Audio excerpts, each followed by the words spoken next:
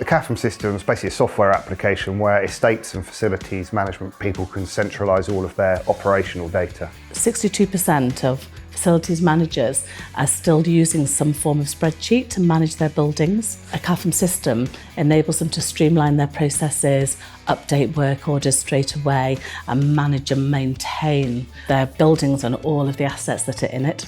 The reason the CAFM system is important is to allow people to have somewhere to centralise their data, which gives them visibility over that data and allows them to make data-driven decisions. So that may be in relation to efficiency improvements or things like understanding their compliance status. It's a product that's got really solid foundations.